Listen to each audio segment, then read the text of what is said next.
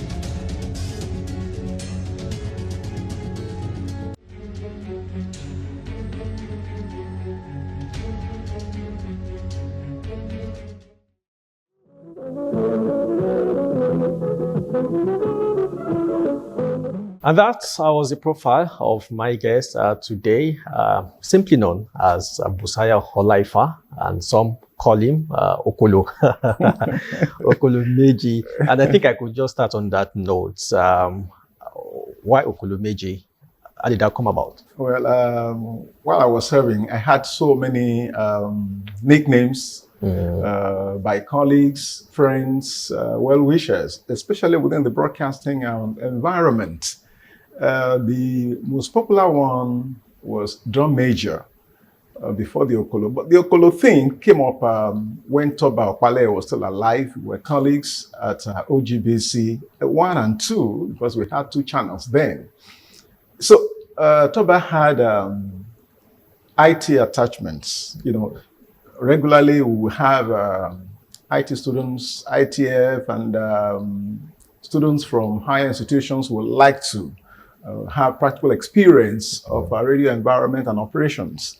So 2 of them, we were used to moving them around the units in the programs division. We have the Yoruba and Igbo unit, the operations unit, studio operations unit, the library unit, presentation unit, and so many others. I think 6 units in all within the programs division. So instead of these ladies, young girls, to move around, and guys too, they will spend probably 3 months or 2 months in a particular unit of the programs division and move to other units before they round off. But these 2 ladies were like, they were stuck with Toba Pale, who was then the head of Yoruba unit for the FM channel. So I was like, why? Okay, they'll leave my own presentation units after about 2 months, move to another unit. But one thing is, they will always migrate to Toba's unit in Yoruba because he was always going out as a master of ceremonies and very versatile as a Yoruba translator and reader and commentator. and a very good master of ceremonies. They were always following him. After being moved around the different units within the programs division, they will always be found with him. And I said, Toba, what's the magic? I was asking him, what's the magic? He said, oh, leave that one. You know, these ladies, Bumi and Bumi and maybe Bimpe, right, were always with him. They would follow him to ceremonies where he was the master of ceremonies and come back. They'll be moved to other units. They will always migrate back to. So I said, okay, Opi Okolo, Opi Toba Opale, that's Opi Baba Opi Okolo, Olomo Meji, Ikan Dudu, Ikan Pupa. I was just creating some fun, right? Poking fun at him. Opi Okolo, Olomo Meji, Ikan Dudu, Ikan. But one thing is, before the thing spread to others, before any other person knew the beginning of Okolo Meji, he now cleverly, anytime he saw me from afar off or in the studio, Okolo Meji, he just he tilted it towards me, and people believed that I was the one being called Okolo Meji, whereas he was originally and that name Opi Okolo Olomo Meji, but people just removed the Opi and so Olomo Meji. okay. Then that turned to me. It was turned on my head. So that was how it started. And that name has stood since then. So now let's talk about you. Busayo Olaifa, of course, a popular name. Thank you. And having spoken to maybe your former subordinates, colleagues, there's something that resonates is Busayo Olaifa is a hardline, broadcaster. Some said you were very strict. No, they are right. Very strict. Some said you were, economical with commendation. Some said, Busayo Olaifa would condemn more than it would praise. It would praise, and I'm sure you've had all of this, from people. It's been constant. But one thing is, people who really moved closer, right? Especially people who were under my division, right from the unit level, right, presentation unit to the programs division level, right, knew that I would always commend, I would always praise when you did well. But one thing is, because we are mentoring you and we want the best out of you for the radio station in broadcasting, because OGBC, up till today, is a very fertile training ground for young broadcasters and people who are hopeful of becoming top broadcasters in future. Go to any radio or TV stations in the Southwest, even beyond, you will find our OGBC product there. And one thing is, the moment they left OGBC, they were hotcakes elsewhere. Get to Lagos, they are there. TV, radio, both private and public. So that is just the legacy we inherited, and it was entrenched by us. And I happened to occupy a very strategic position while at OGBC. I started in 1979 as a cub reporter before moving to presentation in programs division. So almost a year as a cub reporter and news assistant with the news department. I now left for the university after a year. And after my service here in the former Bendel states, I came back to OGBC. I think there was a break of few months. 85 as a classroom teacher, secondary school teacher, but I wasn't satisfied. So I had to migrate back to OGBC when there was an opening for a freelance, presenter. So after about 3 years of freelancing, then I was made a permanent member of staff, just like the very first year I spent in 79 to 80.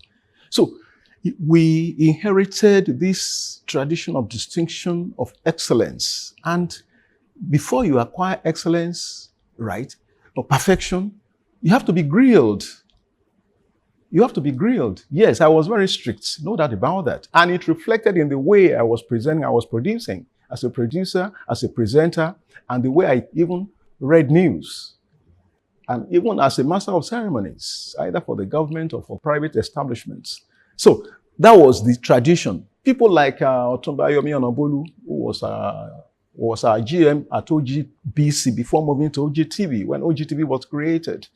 People like Tunji Shenjobi, Alex Taiwo, these were men of distinction. Right from WNBC, WNTV days in the Western State, Western region. So they were taken through the basics, and the basics were transferred onto us. I couldn't have done anything less. I couldn't. So one thing is, I was very pleasant, very jovial, but after the work had been done. Yeah. But so many times I would defray punishment from above, from the management to my subordinates. I would defray, but I would not go to town and say, oh, you were about to be sanctioned, but I defended you. I don't want to say that. They will never know. So strictness, they are right. Someone told me of one experience. I'm very pleasant. Yeah, someone told me of one experience at OGBC. Yeah. I think the lady was trying to rescue the situation. Yeah. The caster, I think, was coming late. Yeah. So perhaps the lady not that grounded, but she was casting the news. Yeah. Then the person that was meant to cast the news came, and the person said, you called, and you asked that the lady to stop. Yeah. That the right person should, take over at that point. I did.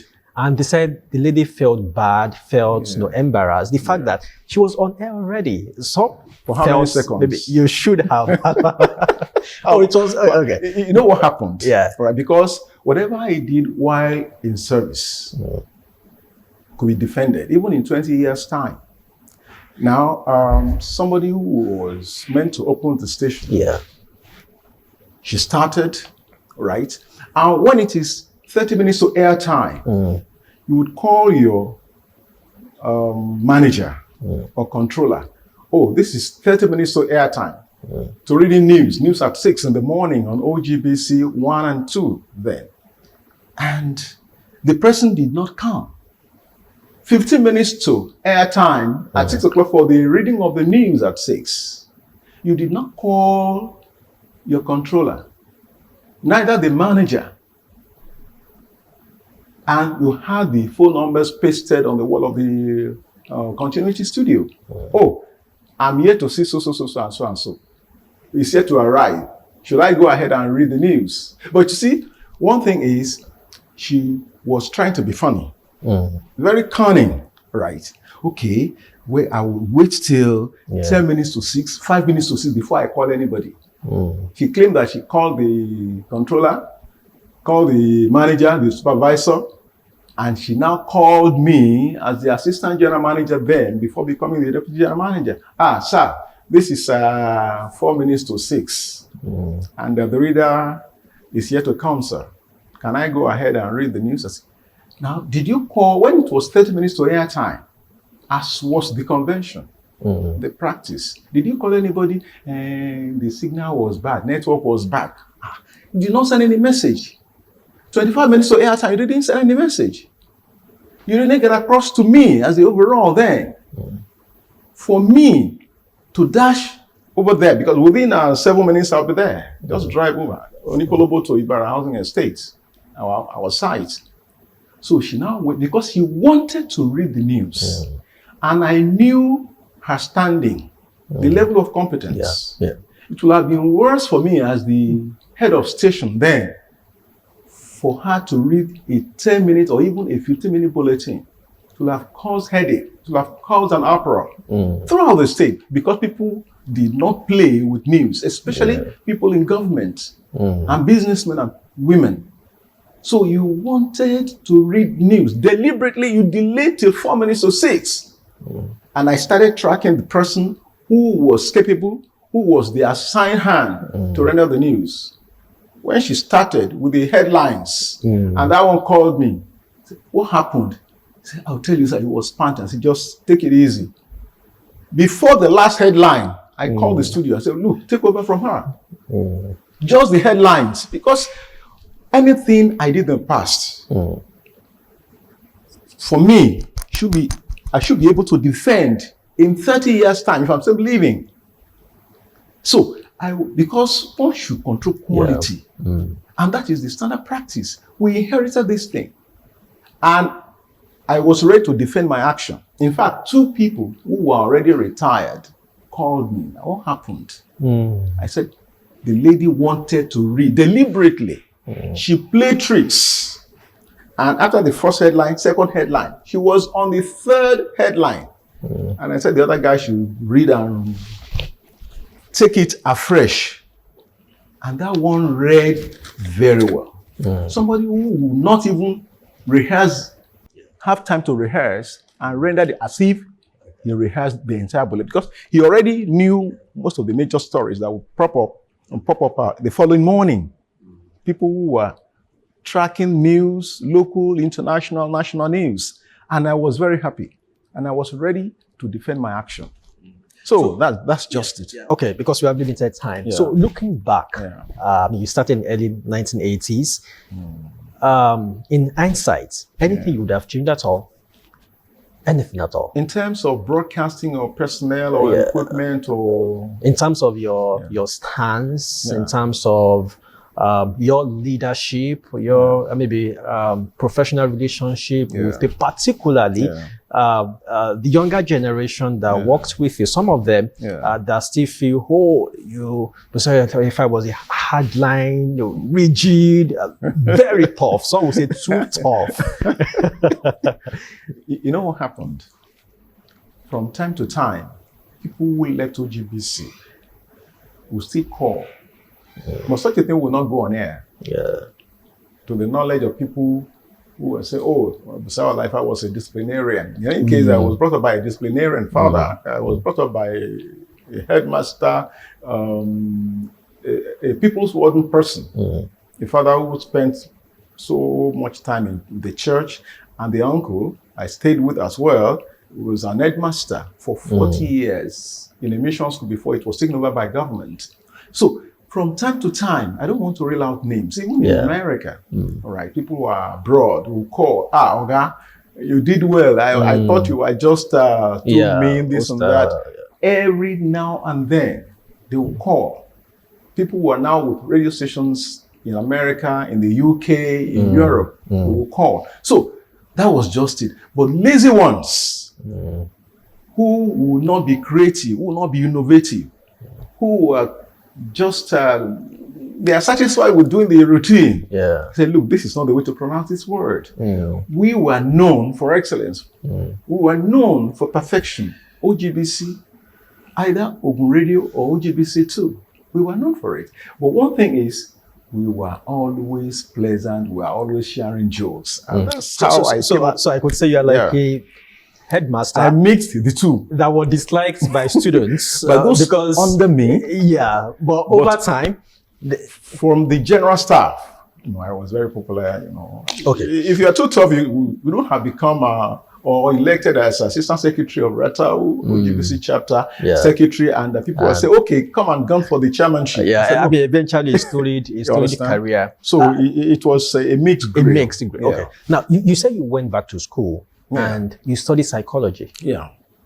I would have thought you would have studied a media-related course, particularly now that we say, we don't like how broadcasting seems to be an all-commerce affair. We also want it to be highly regulated, like that of like law, the legal profession, the accounting profession, for the lawyers. Exactly, where you have to. Engineering should be for the engineers. Exactly, you must have studied a media-related course before coming into broadcasting. So I'm just wondering, when you chose psychology? Yes, it was deliberate. Number one, I was into broadcasting before I went to the university. And having been groomed by veteran newsmen, editors, and programs people. I was telling you about Chief Chenjobi, Chief Alex Taiwo, Otumba Yomi Onobolu, Chief Adisa Balogun, Mrs. Moji Okubanjo, Chief Lekon Taiwo, Mr. Oshinele, Alaji Laila Bode, there were many, Alaji Ayodele Sulaiman. Many of them came from Ibadan. Right. Otumba Akunle Olasope, of blessed memory, they were the ones who brought us up. So I was a news assistant. I started from the newsroom before I was converted to a cub reporter. During the vacations in between Unilag 81 to 82, 83, I was coming to OGBC. I was encouraged to come and cross over to presentation in programs division. So I was going through the in-house trainings with them because I was being encouraged to come back. But I didn't want to go back to the newsroom as a reporter, as a news assistant, or probably somebody who is trying to study editing and newscasting. So I crossed over to programs. Upon my return, I'm being made. The year I spent with the news division was on permanent basis. Right. So I had passion for broadcasting. But one thing is, just like law, all over the first and second generation universities in Nigeria, people were rushing mass comm, people were rushing law, people were rushing engineering, people were rushing medicine. And eventually, all the administrations across the universities, the first generation universities, were now raising the points. Instead of 8 points, 6 points for any discipline. You must have 6 points at A level, because after my O levels, I went to comprehensive high school, Ayetoro, for my HSC, A levels. And after A levels, if you pass very well, it's direct to the university of your choice. So they were saying, you must have, they raised the points for mass comm, the bar, for law. Anybody who passed A levels would have gone in for anything in the liberal arts or social sciences, apart from science, right? If you choose humanities, right? So they were raising the points. Many people were rushing mass comm. So many candidates rushing law, and from 4.5 points, they raised it to 10. And I didn't want to stay a year at home. I already resigned from OGBC News Division. So, okay, let me just go in. If not mass comm, let me choose psychology, because I really wanted to understand myself and humanity. Right. Because it will aid me in applying the principles or theories or different schools of thought, outcome to broadcasting. I had been in broadcasting before going to the university. So I was looking for any course in the humanities.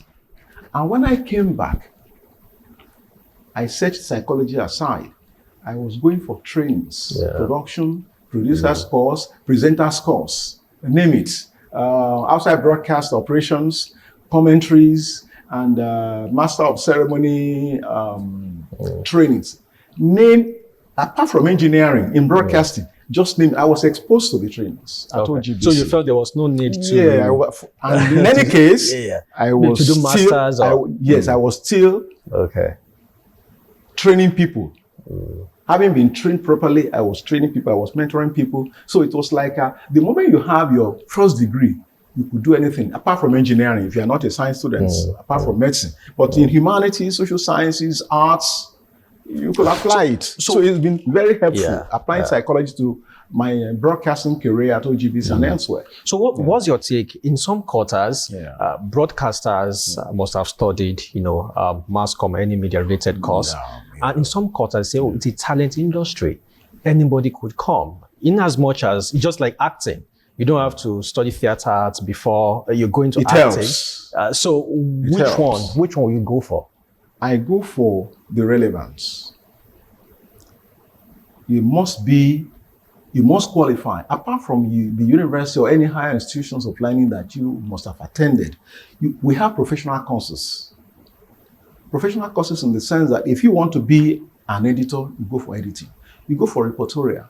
There are professional courses in universities and training institutes, like the training institute owned by the FRCN, now National Training Institute in Oshodi. We have TV College in Jos.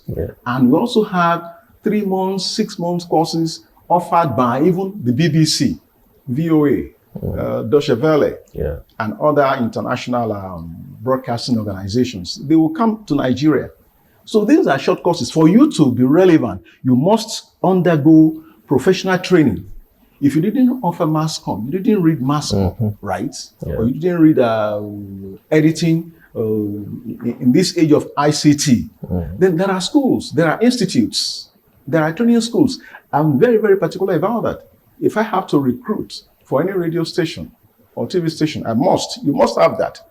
So I had acquired that over time, and anywhere in the world, I will rub shoulders with any professional. And glory be to God. right? Because OGBC would offer you training, specific and specialized training. If you really want to improve, if you are ready to be trained, OGBC will train you. Okay. Because the tradition crossed over or spilled over from the Western regional government and the standard that was imbued in them. Remember when WNBC, WNTV were about to commence operations, the Chief Obafemi Awolowo-led government recruited people from abroad, people like Tunji Marcus, who was doing UK top 20, top 10, right? For you to be there, I would require you to undergo professional training, either at the high institutions level or professional courses. So many of them. If you want to be an editor, we have relevant courses, news assistant, presenter, basic announcers course, intermediate announcers course, senior announcers course. There are so many opportunities now. So I will require that. You must have the basic things. Okay. If you don't have it and you came in as a trainee, then we must expose you after the in-house training. Yeah. We must, after about a year or two, must expose you to professional training outside the organization. Okay. Mr. Olaifa, it is hard to find a private hospital that is not owned by a doctor. Yeah.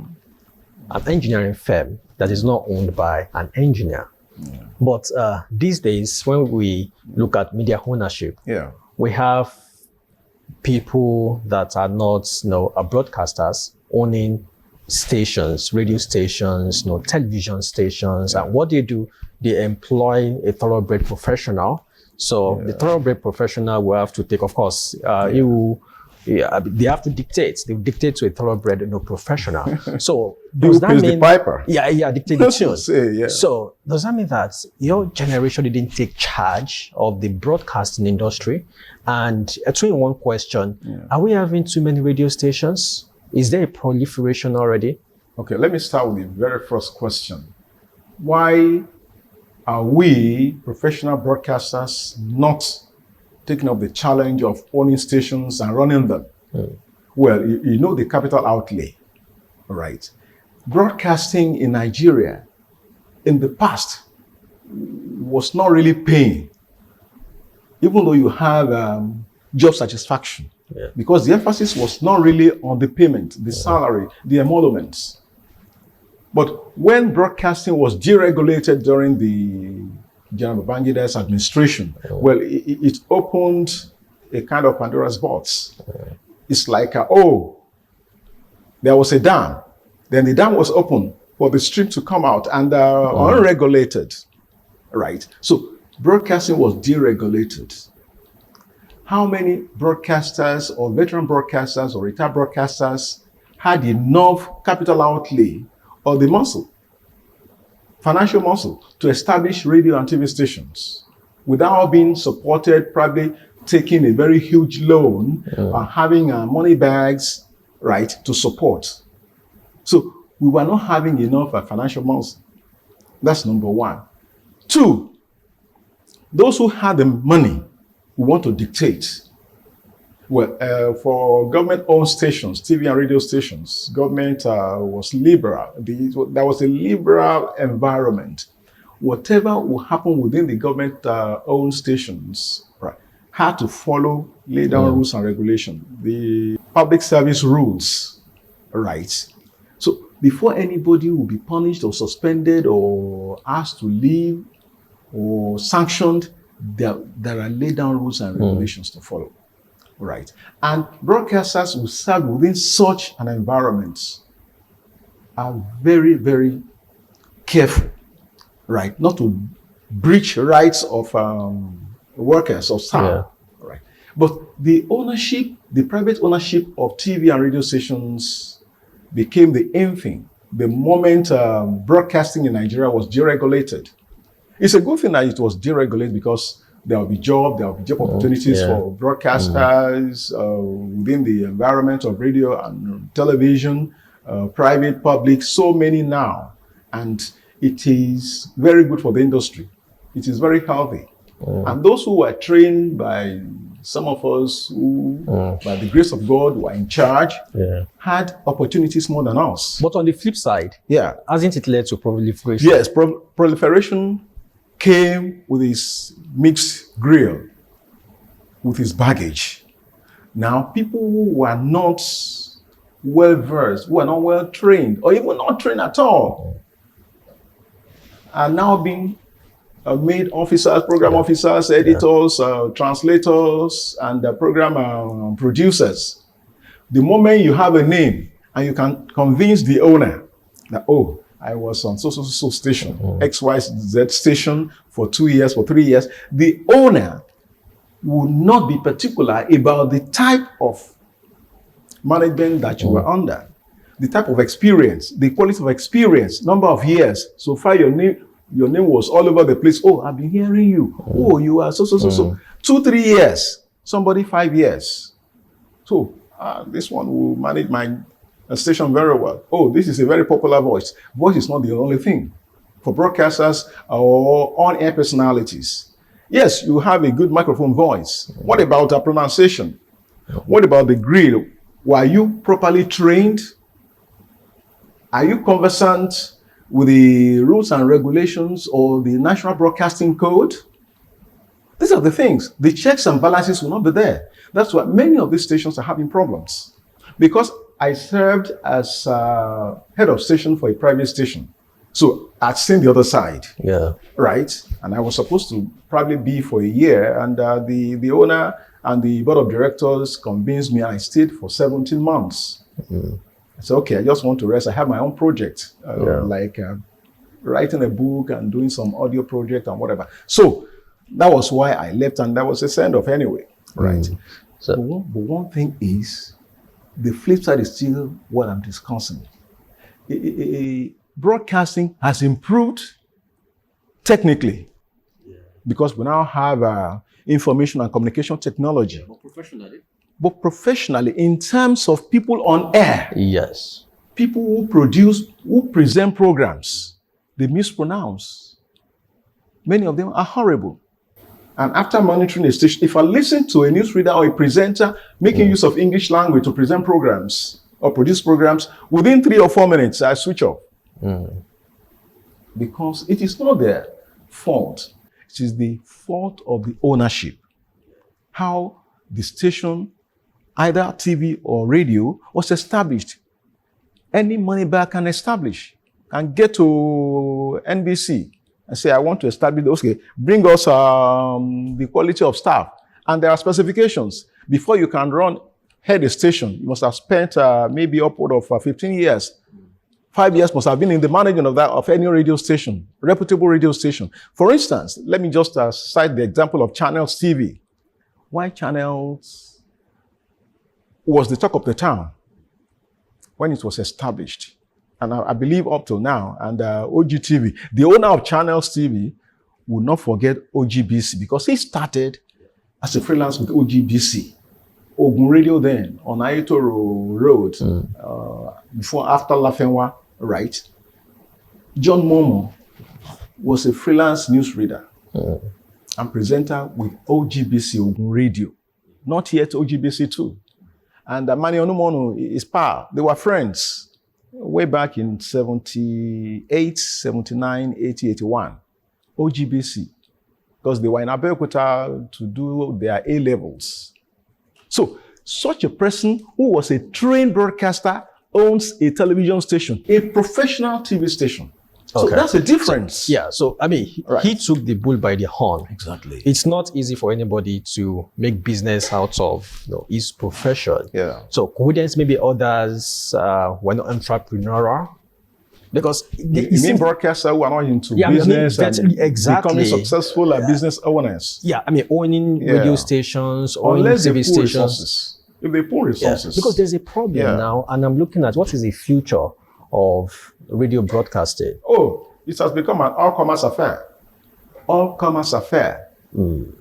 Welcome to Cyprus, goats and monkeys. Unless the NBC becomes stricter.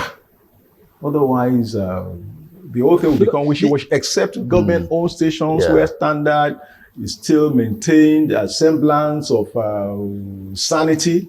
For private stations, I'm afraid. But talents are leaving. The new radio stations, some of them would pay as low as 50,000 naira. Yes. And you want quality broadcaster if they stay just for some time. No, a private owner wants to make profit. Yes. Okay. And everybody is from the same pot. The profit motive, right, is the priority. It's ultimate. I've established this. I've spent about 200 million establishing a modern radio station or TV radio station. Oh, of course, 200 million will not be enough for a TV station. Yeah. For a radio station, right, as from probably 150 million, right, transmitter, the tower, the studio, which must be modern and with cameras in the studio. Most of these private stations are now social media being seen by their listeners. They will see you real time in the studio because there are cameras. Yes. They now do podcasts. They go internet. We have internet radio and TV, right? And it's easy to breach the National Broadcasting Code. How many stations will NBC monitor? Yes, the government is financing NBC through the Ministry of Information and... so are you saying they don't have the capacity to monitor stations?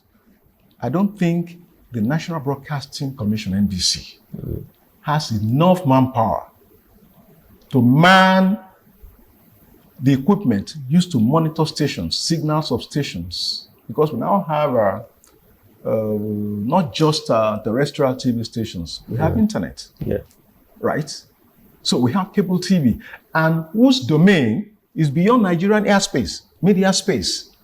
People are broadcasting to continents, continent-wide, worldwide. They don't have control over that. That is it. That is where, because if you have to sanction private and public radio stations for infringement, what do you do to stations that are now limited to the Nigerian media space? And they are infringing here, they are broadcasting their signals. What do you do to them? So that place is still not tidy enough. But I would just appeal to the federal government to pump money into NBC. But what about the ones they have control over? Because some believe once in a while they sanction stations, then the NGO, international bodies would condemn the action. And the civil rights community. Civil rights community. So in some quarters, NBC is too restrictive. Is the media space overregulated by NBC? I won't say overregulated. Rather, NBC is gradually becoming a tool for the government of the day, especially politicians. The government of the day, right, elected, the president was elected by Nigerians, and he gathered people into offices. There are people in elective offices and appointive offices. And he has to think of his party and programs. Okay? And NBC is an agency, it's a commission under the Ministry of Information and Orientation. So, if the government of the day, the politicians in charge of the government of the day have the interest of the people, because you are not broadcasting to government alone, you're broadcasting to the people for the good of Nigerians and the good of the republic called Nigeria. So my appeal is to the government to fund NBC very well and insulate it from political maneuverings. That is it. Yeah, Mr. Olaifa, is radio losing... If NBC is not political, due to pressures from above, it will function very well. And it will not be breathing down the neck of private and public radio stations and TV stations as well. But because there are pressures from above, the DG is an appointee of the government. Now, one of the issues has to do with opinions. NBC would say, as a broadcaster, you cannot air your opinion. You shouldn't air your opinions on air. Why, as a broadcaster, you feel like I'm an opinion molder. And we've seen that play out. The opinion of the operators of a radio or TV stations or people invited as guests. I'm talking about even presenters. Because we now have programs even on TV where presenters would take a stand, where presenters would personally criticize, not the guests. So we are. That's not right. Yeah. So it's not right. It's not right. The presenter, the anchor person, the host, has no right to own and broadcast his own opinion while conducting a program. Maybe a live program or even a recorded program. What if it's not an interview program? There are techniques by which you can air your own opinion by turning it into devil's advocate. When I listen to sports, especially sports, and anchors of personality programs, especially entertainment, sports, and lifestyle programs. They say, man, you ought not to have done that. The referee was so partisan towards Argentina. It is not for you as the anchor. Leave it to your guests, probably experts or specialists, or who are maybe writers on sports in newspapers or on radio, who have passion, and they are well known for that. You can turn your own opinion within you, however germane, into a devil's advocate. Like say, what do you think of the management of Man U or the Gunners? It's like the coach. People are feeling that the coach is not up to. You turn it to devil's advocate. We are not supposed to, because it's a free world, and radio station and TV stations are there just like newspapers. But what if it's not and to shed light? Sorry to butt in. What if it's not an interview program? For example, one of the most common programs now is people analyzing trending issues on social media, entertainment, music. The governor did this, the president did that, and for that they don't bring in guests. So it's just the presenters, opinionating, filling in, praising at times, condemning at times. Maybe the guest did not show. People actually just trending issues on social media. They analyze. The presenters analyze. It could be a calling as well. So in that situation, we have the likes of Pisa, who is known as a hardline broadcaster, who will say it as it is. He will say his opinion. He was a student at Federal University of Agriculture, and he was on OGBC too. So is that professional? Is that unprofessional? Look, one thing is, because we now have proliferation, so many radio and TV stations, right? And the market is not expanding as rapidly as we're having many stations. So each station will want to break even. And any program that people like will be turned into a hit. Right. So if you have a Rufai who is a rabble rouser, Rufai, right, whose presence and contribution drives traffic to the station, and by extension, advertisers, big-time clients, right, corporate clients. The owner will be happy. The manager will be happy and say, okay, Rufai, please, we like the way you are doing it. The owner may not be a professional broadcaster, right? Probably a newspaper owner. But we are supposed to have editorial controls, right? Editorial opinion, editorial controls. We have principles of management, and the management ought to have a direction. Objectivity, neutrality, right? But in print media, there is a column called editorial, which is more like an opinion. He is not supposed to have an opinion, but because he's driving traffic, making profit for the station, so to say, why not convert him to a non-anchor and give him a personality program to solve the issue? Because for you to go on air and antagonize your guest, for you to say, oh, get away, or you got annoyed, and the guest also was annoyed and left. It's not professional. Look at all these international radio stations, BBC, VOA, Deutsche Welle, radio, United Nations Radio, right? And not like that. You can be controversial, and being professional at the same time. But if Rufai, because he's now a jewel to the station, to Arise Television, so to say, create a separate program for him to air his own views. Okay, Rufai time. There are so many like that abroad, you know, even in Nigeria, like Sonny Rabo Live. Yes. Create a program for him. Toba Pale on FM. Create a program for him with some guidelines. His own opinion. People will know that this is not OGBC2 opinion. This is not OGTV opinion. It is Toba Pale's opinion. Moses' opinion. Tunde Shodake's opinion. Okay. Right? And people will know Yeah. that this is your program and Okay. it has a different philosophy. Yeah. Our time is fast spent.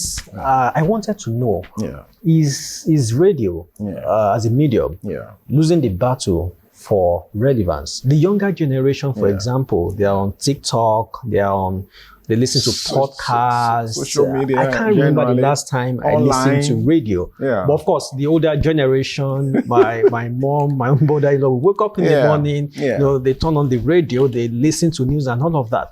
But the younger generation, they seems not to be drawn to that particular medium. Because the world is now a global village. Yes. One thing I would say to that is lack of creativity, innovativeness on the part of broadcasters and owners of broadcasting outlets. Nowadays, it's like you want to, most radio stations, when they have their social media platforms, right? And internet connections, apart from the website, they want to have social media platforms and make it more popular. Make the content attractive. And when you view their social media content, you are now enticed to their content on radio, online versus on air. Yes. So they prefer to pump money into social media platforms so as to drive audience to radio. But one thing is, it's still social media should be a value added for radio and TV. Okay.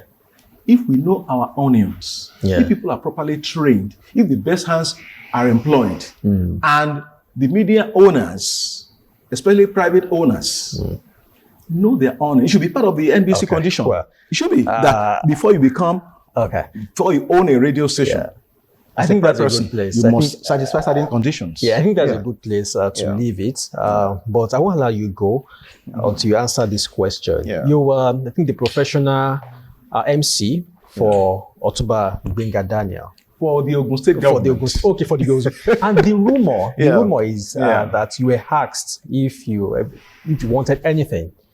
And you rejected. You said you didn't want anything. Because I was a public servant, through and through, a broadcaster within the government ownership environment. And I didn't want to be seen as being partisan. I was seconded on recommendation. Right. The head of government then, Otuba Gbenga Daniel, wanted a standing MC for the governor's office and government house. And he who owns the master of ceremony, he who provides, controls the event. He wanted to be in control of government events. Even when he attended private ceremonies, he would spend 20 minutes here, 30 minutes here. He would like to leave because he had so many. And he would want to have his own MC. That was, and I let them know that I'm a broadcaster through and through, not a civil servant, a public servant within a political and civil service environment. I'm not a politician. Thank you. And I will not want to be one. Oh, okay. I remain a broadcaster, a retired broadcaster, and into some other things.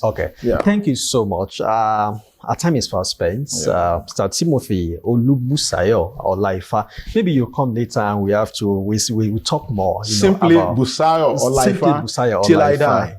Okay. Thank you so much. It's been a big pleasure being here on Hot Seats Thanks today. for the opportunity given me to talk on your medium and with nostalgia, because OGTV and OGBC are like Siamese twins. there was a time we were being controlled by the same board before the boards were separated. Yes. So, and we are very friendly with one another as professionals across the divide. Thank you so much. It's a pleasure, having you on the seats. And that's the size of the program today. Many thanks for watching. I'll see you again next week with another eminent personality. Bye for now.